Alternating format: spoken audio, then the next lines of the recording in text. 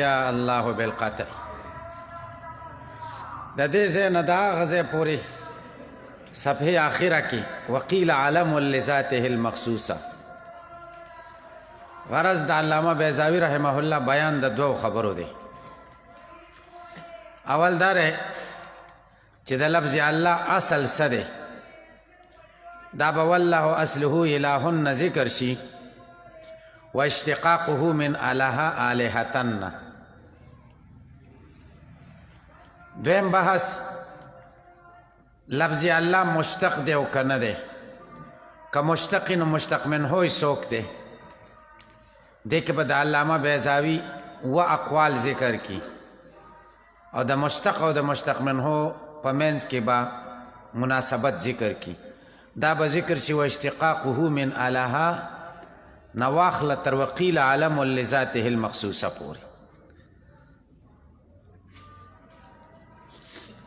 اول خبره لفظ الله اصل کې سو دا چې لفظ الله کلی دی او که جزئی دی. چې جزئی شي نو علم دی، بیا علم بالوضع دی او که بالغلبه دی، دا بیا سبا قیل علمون کې دا بحث دی. نن صرف دا دو بحث دی. اصل کې الله څه دی؟ لفظ الله. او دیم داره چې دا مشتق دی نو مشتق منه څه دی. لفظ الله اصل کې الهون دی وای حمزه حس پکړې شو او د هغې په عوض کې الف او لام راوړی شو، بیا دوه لامونه راغله یو په بل کې مدغم شو نو الله ته جوړ شو. والله اصله الهون، الله په اصل کې الهون. فحذفت الحمزه، حمزه حس پکړې شو و عوض عنها الالف واللام، عوض راوړی شو د دین الف او لام نو او بیا لام په لام کې مشتق شو نو الله شو. ولذلک د دې وجه نه چې د الف لام عوض د حمزې نه راغلی دی، قیل ویل کېږي یا الله بالقطع په قطع سره، یعنی د الف لام قطعي دی، د تعریف د پاره نه دی.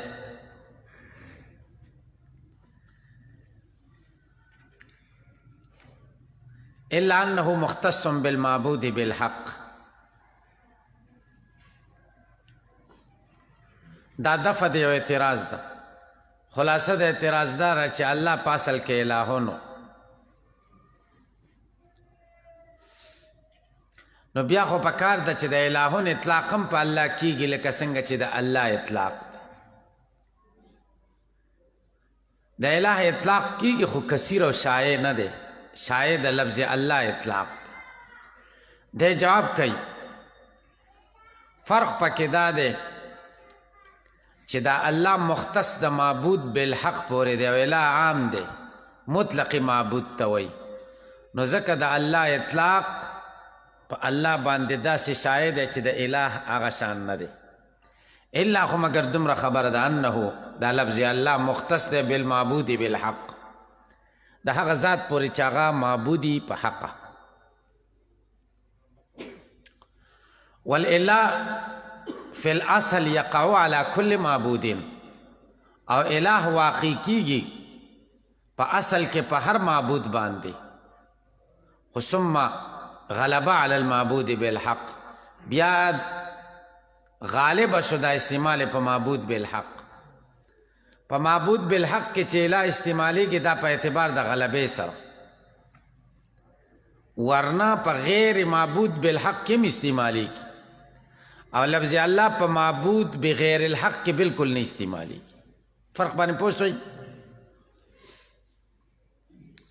و اشتقاقه من الها الهتن، اصل کې لفظ الله مشتق دی او که مشتق نه دی. دی وایي که چېرې مشتق شي نو بیا په دې کې اووه احتمالات دي. د چا نه مشتق دی؟ د اله یا الهونه مشتق دی، د فتح یفتحونه.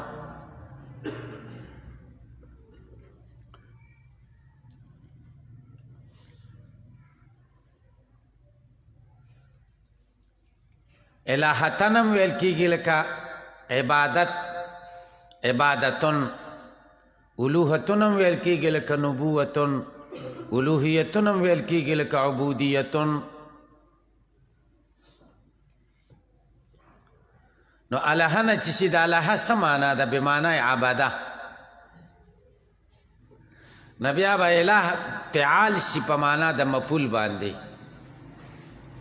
د فعال وزن به شي په معنا د مفعول، الہ به په معنا د مألوه سره شي، لکه کتاب په معنا د مکتوب سره، لباس په معنا د ملبوس سره، الہ بم په معنا د مألوه سره شي. مألوه معنا معبود.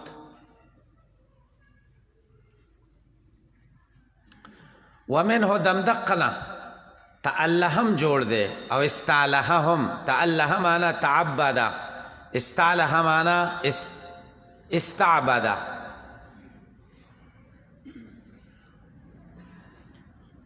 دویم قول دا دی وقیل من الہا اذا تحیر، دا دویم قول دی چې دا د الہا نه جوړ دی، د سمعه د باب نه الہا یا لهو.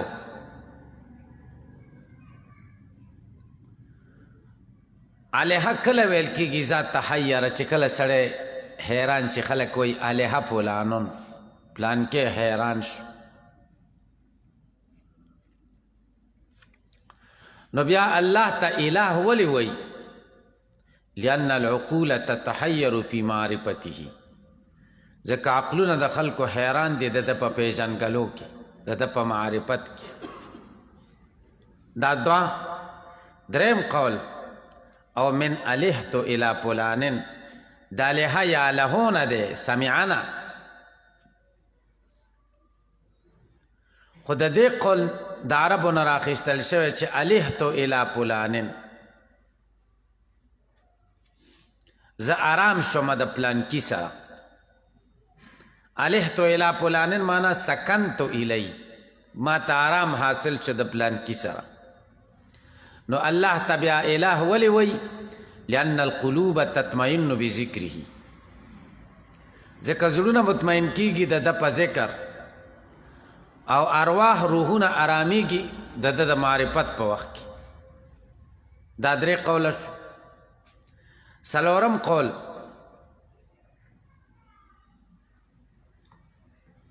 یا د الہ نه دی. دا کله خلک وایي اذا فزع من امرن، چې سړی کله د یو کار نه ویریږي، نو دا بیا فزع ته وایي، ویرې ته. بیا باب فعل ته نقل شي. که د باب فعل نه واخلي نو بیا به معنا داسې شي وآلهه غیره.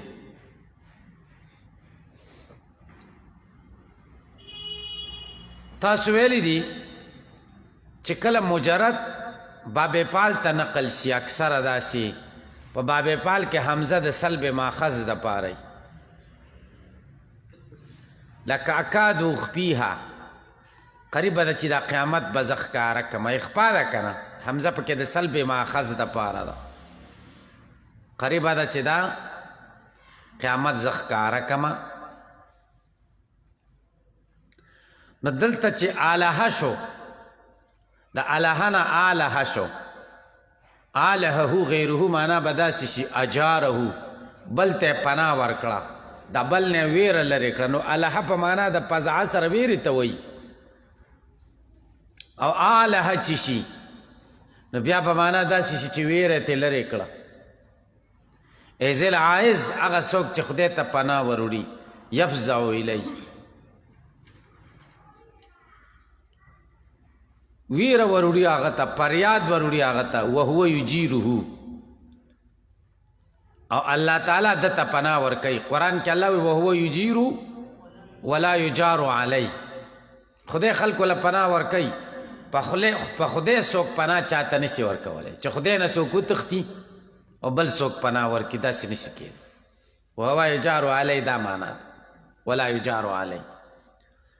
حقیقتاً یا پناه ورکوي، لکه خدای موږ له پناه حقیقتاً راکوي، او بزعمه، یا په ځام د عابد باندې که الہ باطلو، د هغه په ځام خدا دته پناه ورکوي که نه، اگر چې در حقیقت یې نه ورکوي. بوتانو ته به پناه وړه که نه، خو د ځان دا و چې ما ته پناه راکوي، اگر چې در حقیقت خو پناه نه ورکوي که.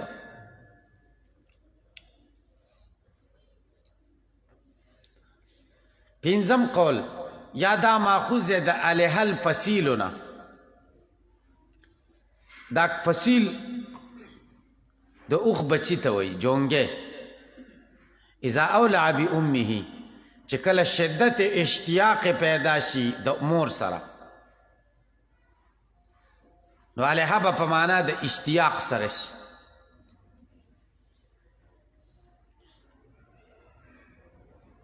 نو بیا ورته الہ ته الہ ځکه وایي اذ العباد مولعون بالتضرع الیه فی الشدائد. خلق مشغول دي، شوقمند دي چې عاجزي وکړي دته په شدایدو کې، نو ځکه ورته الہ وایي. شپږم قول یا د والهه نه دی، معطل الفا.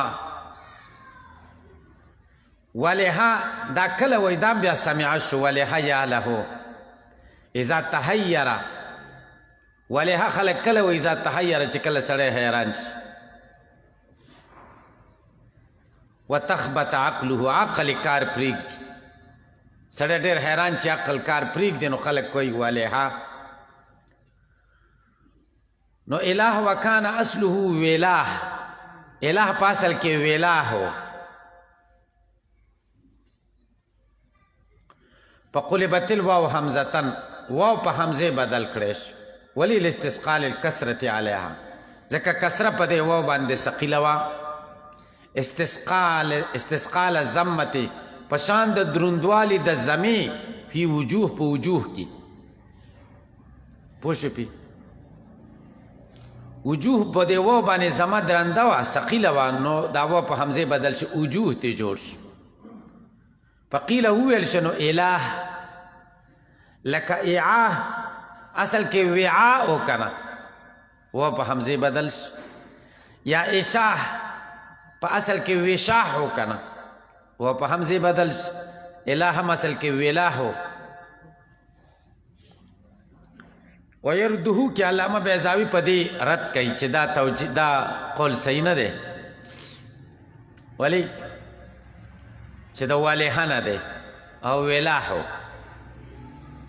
ځکه چې جمع آلهه راځي. قرآن کې راغلی لو کان فیهما آلهه، نو که چرته د والهه نه وی او اصل کې ویلاه وی، نو بیا به جمع اولهه راتله. تاسې په دې پوه شئ، ځکه جمع لفظ خپل اصل ته منتقل کوي که نه. ویرده رد کیږي په دې خبره باندې الجمع علی الہ، چې جمع په الہ راغلی ده دون اولهه. نو که ویلاه وی نو جمع به اولهه راغلی وی.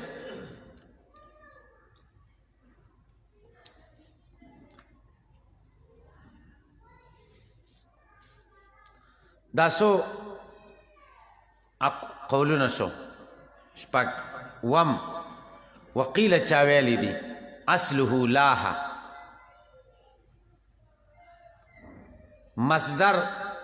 مصدر لاها یلیه لیهن ولاهن.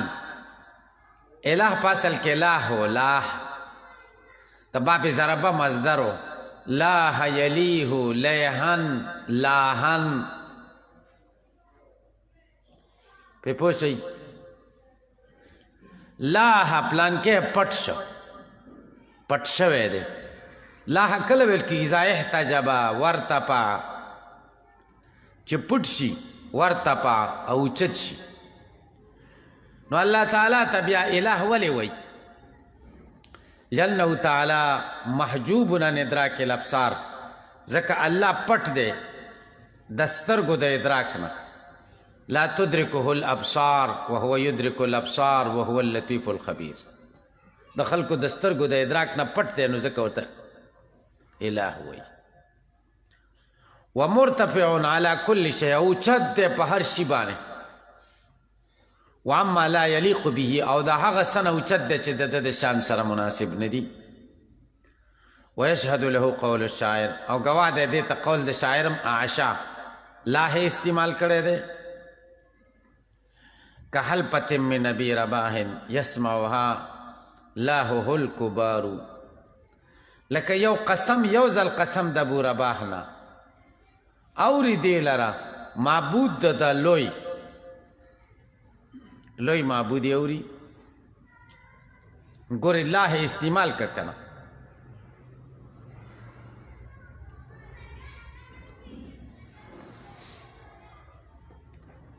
نو الله په معنا د معبود سره استعمال شو. دیر معلومه شو چې په اصل کې لا هو مصدر د باب ضربه. وقیل علم لذاته، دا دویم قول دی چې مشتق نه دی. بس دې ځای پورې.